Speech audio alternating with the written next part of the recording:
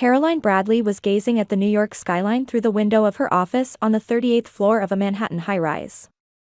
On her desk were neatly arranged documents and thick files separated by color-coded tabs, telling of her meticulous nature.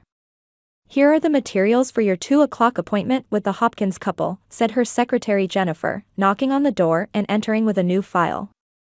Caroline turned with a smile and said, "Thank you, Jennifer," as she took the materials. Her voice was soft, and kindness dwelled in her eyes. As a senior financial advisor at Wells Fargo, Caroline managed the assets of many wealthy clients, earning their trust through her outstanding analytical skills and integrity.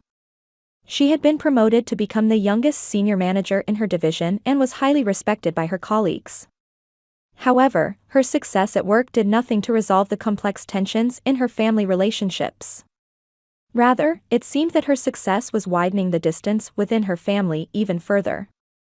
Caroline's smartphone vibrated, and the name Amanda appeared on the screen. She hesitated for a moment before answering the call. From the other end of the phone came the cheerful voice of Caroline's sister Amanda. "I'm so glad you answered. I need a little help. The venue for next week's baby shower, the final payment is due today. Could you cover it with your card?" Caroline closed her eyes and took a deep breath. This wasn't the first time. Her sister Amanda worked as a weather forecaster at a local TV station and was popular with viewers for her beauty and charming personality. However, her spending habits were notorious within the family. "Amanda, I just helped with your credit card payment last month.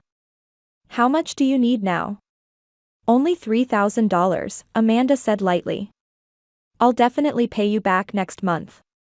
Please? This is my first baby. I want to make it a special day." Caroline sighed. She was family-oriented and loved her only sister dearly. But financial support for Amanda had changed from emergencies to regular occurrences over the past few years. "All right. But this is the last time, Amanda. Really? Let's talk properly this weekend." "Awesome. I love you, Caro." Amanda's voice was filled with joy. "I'll let Mom know too. She'll be thrilled." Caroline ended the call and gazed out the window again. The face of her mother Judith came to mind. A woman in her 60s with beauty similar to Amanda's, her attitude toward her 2 daughters had always been noticeably different.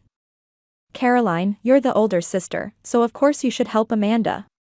This was something Caroline had heard countless times since childhood. In her mother's eyes, Amanda was the special child, and Caroline was the responsible child. That role assignment hadn't changed, even now that they were adults. Caroline picked up her cell phone and opened her banking app. Her savings account had accumulated a considerable amount as a result of efficient asset management and planned living.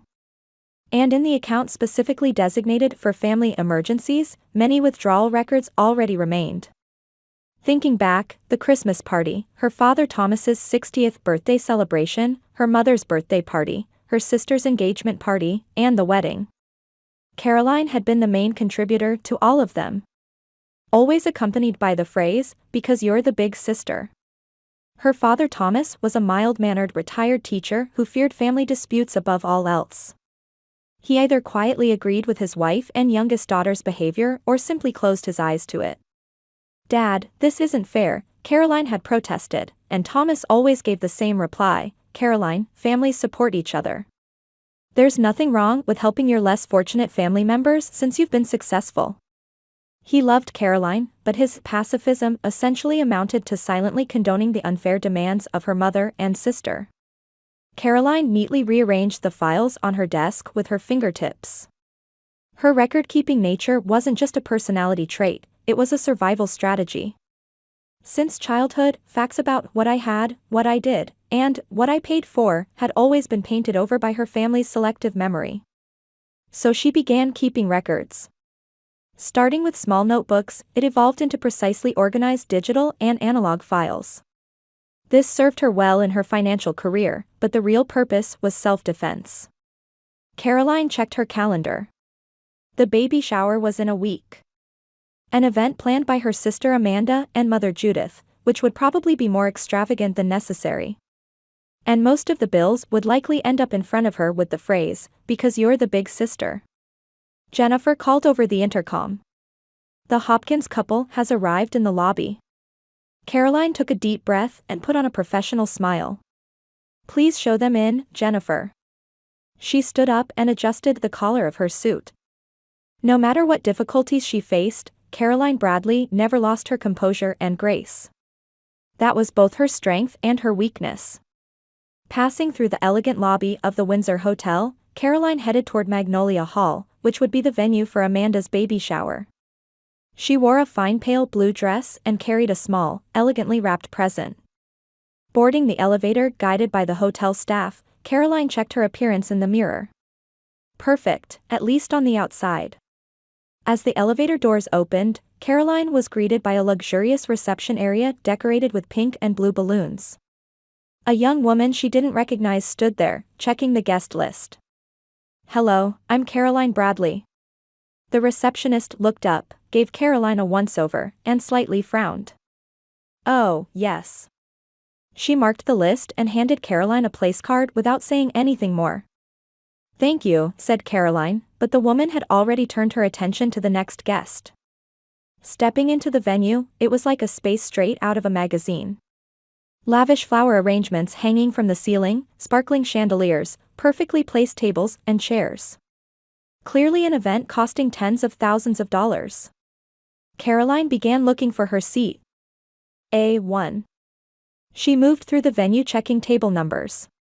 Other relatives and friends noticed her, gave her strange looks, and quickly averted their gaze.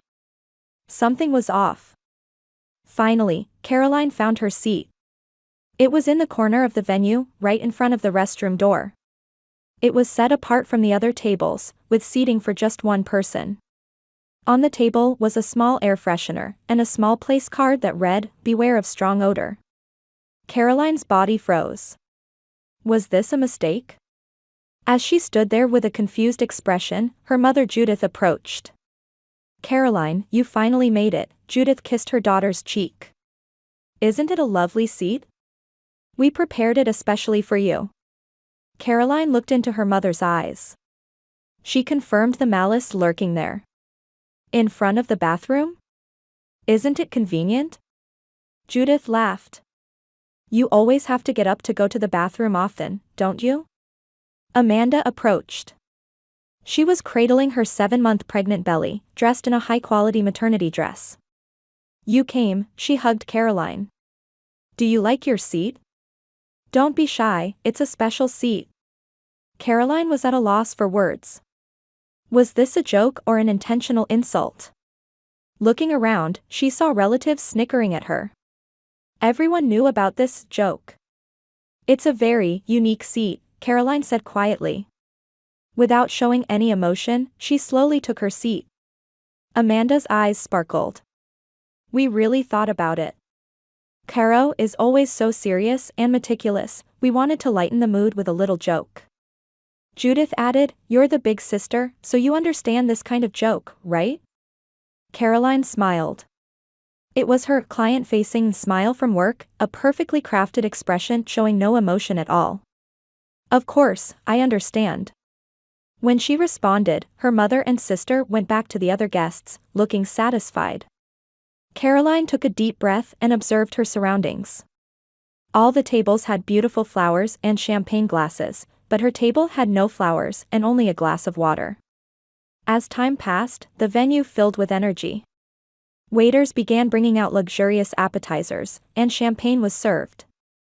However, service to Caroline's table was delayed.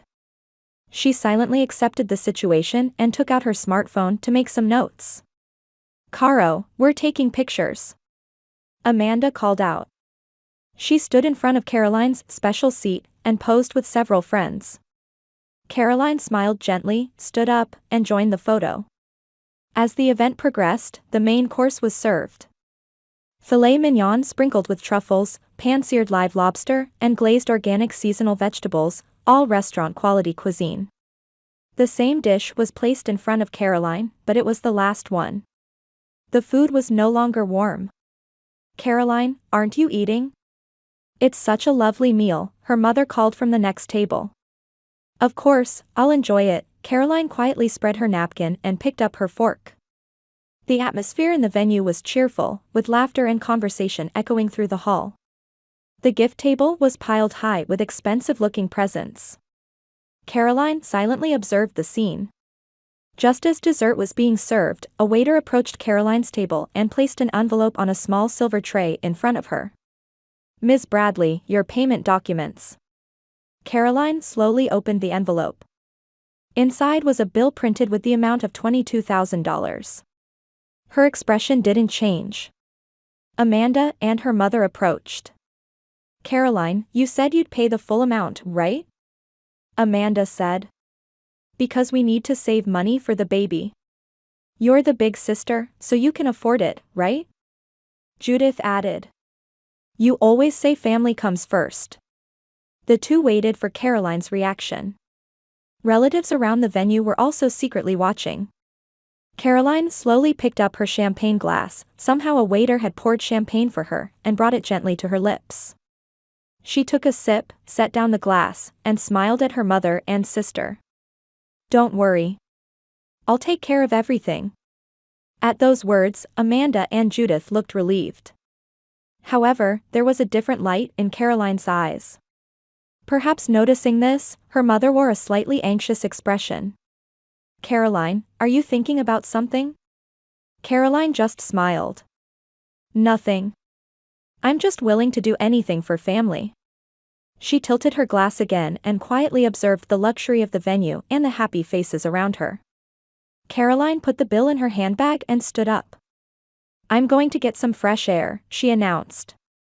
Making sure no one was paying attention to her movements, she left the venue and walked into the quiet hallway. Standing in front of the hotel's large window, gazing at the twilight Manhattan landscape, Caroline took out her smartphone, unlocked it with her fingerprint, and tapped a specific app. The screen displayed detailed records of her family's financial relationships that she had been keeping.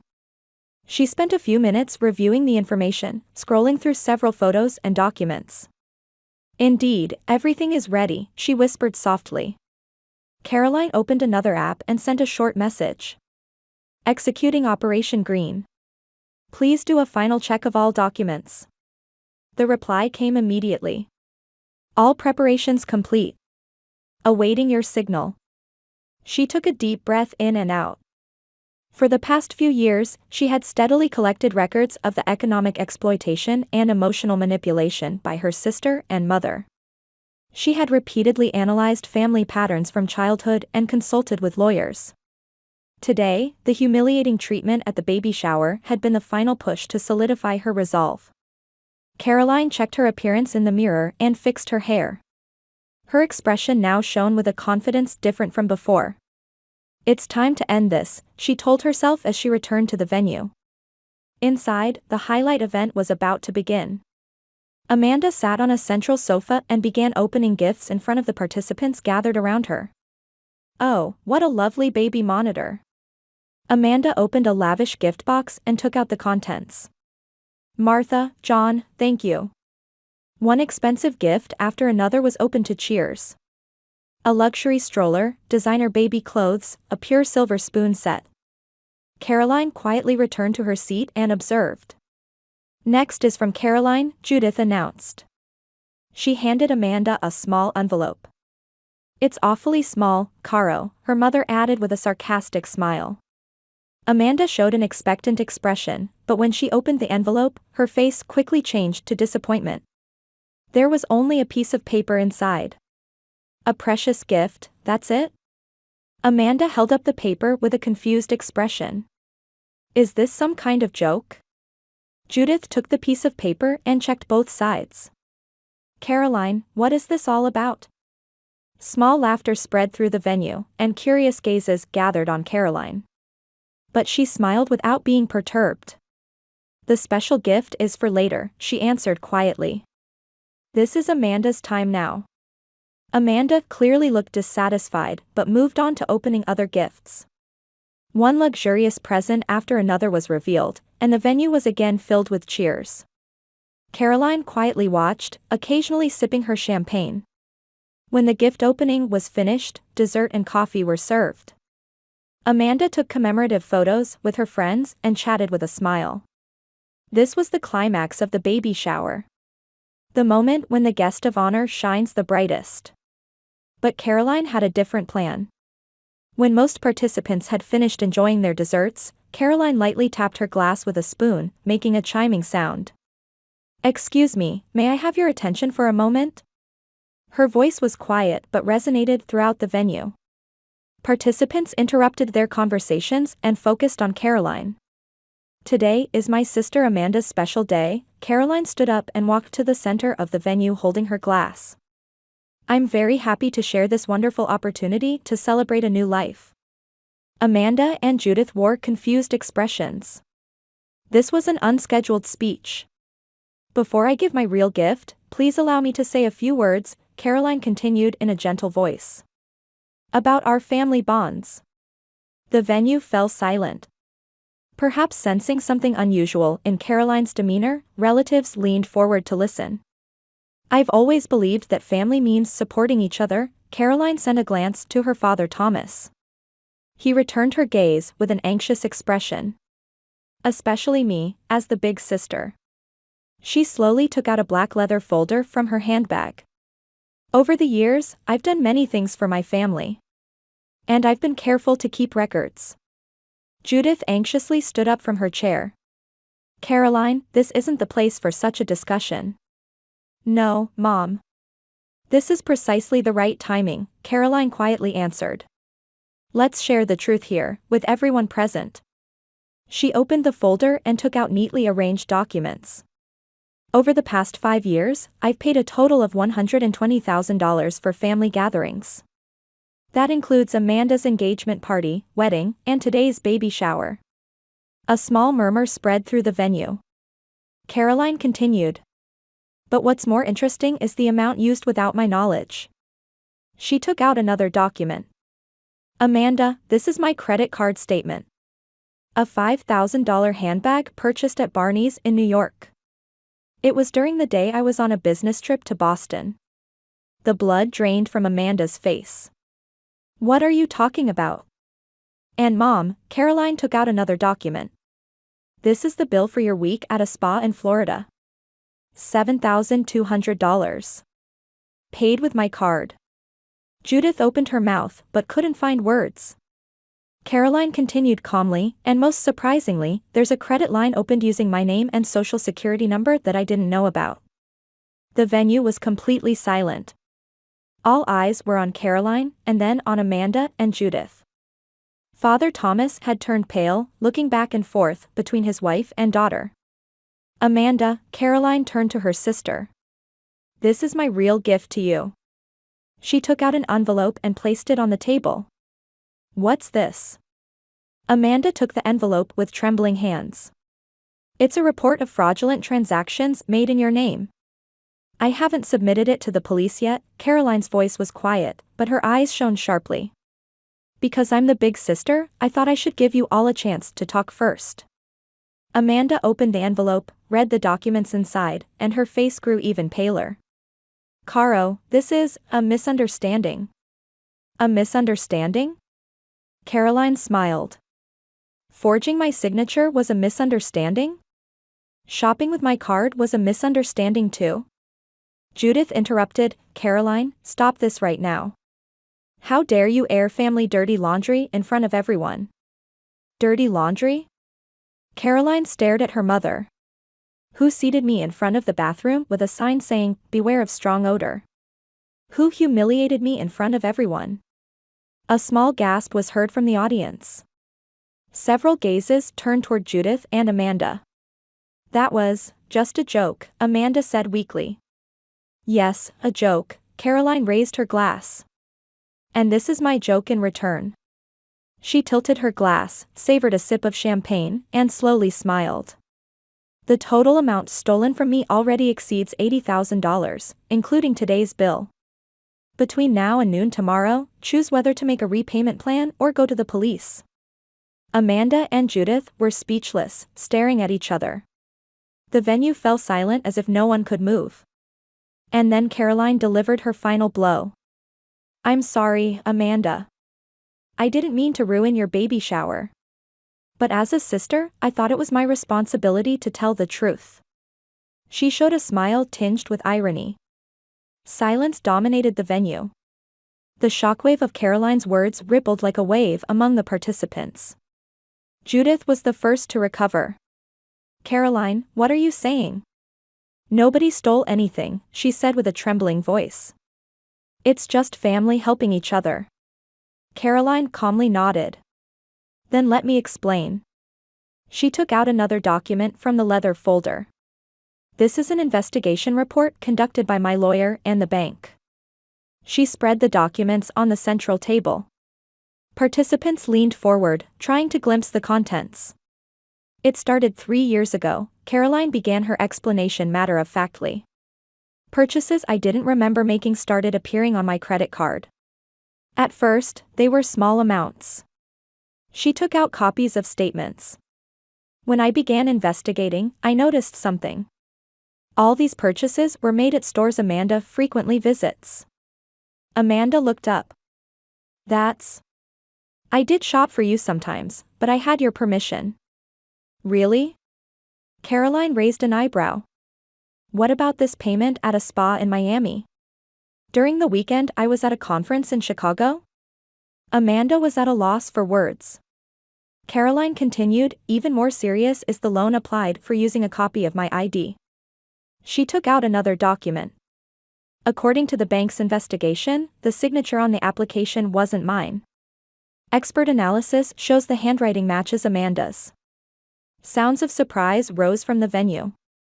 Amanda turned pale and covered her face with both hands. Caro, that was.